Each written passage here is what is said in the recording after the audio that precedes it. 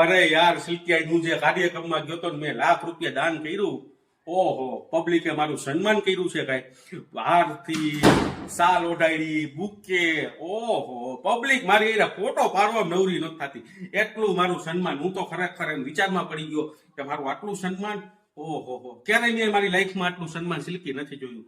ખરેખર ₹1,00,000 દાન કરીને મને એમ થયું કે ના, મેં સહી જગ્યાએ ₹1,00,000 વાપર્યા છે. ઓહો, વાહ, સરસ કહેવાય હો. તમે ₹1,00,000 દાન કરી એવા ને ઈ.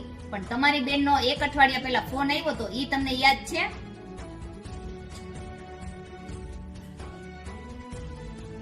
હા બોલ બેન.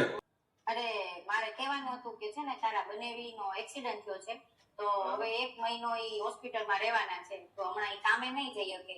આમ તો તને ખબર જ છે કે હું 3 ઘરના કામ કરું છું, કચરા પોતા વાસણ જેમ તેમ કરીને મારે ઘર ચાલે છે. પણ શું છે કે સિલાઈ મશીન હોય તો થોડુંક વધારાનો જે સમય બચે છે એમાં હું મારું થોડુંક કામ કરી શકું, તો મારે બીજો ખર્ચો નીકળી જાય ને, તો તું સિલાઈ મશીન અપાવ.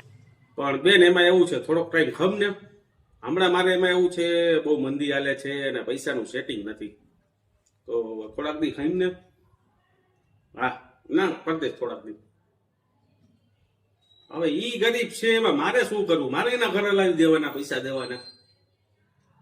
તમારી પાસે ₹1,00,000 દાન દેવા માટે પૈસા હતા, પણ તમારી બેનને સિલાઈ મશીન લેવાનું હતું, તો તેની માટે તમારે પૈસા નહોતા. તો યાદ રાખજો, ઉપરવાળો બધું જોવે જ છે, એના ચોપડે બધું લખાય જ છે. તમે દાન એટલા માટે કર્યું છે કે તમારે બારે વાહવાને નામ ના થાય.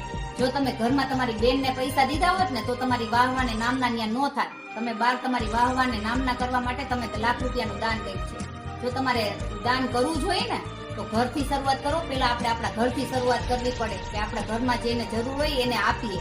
તો પેલા ઘરથી શરૂઆત કરો.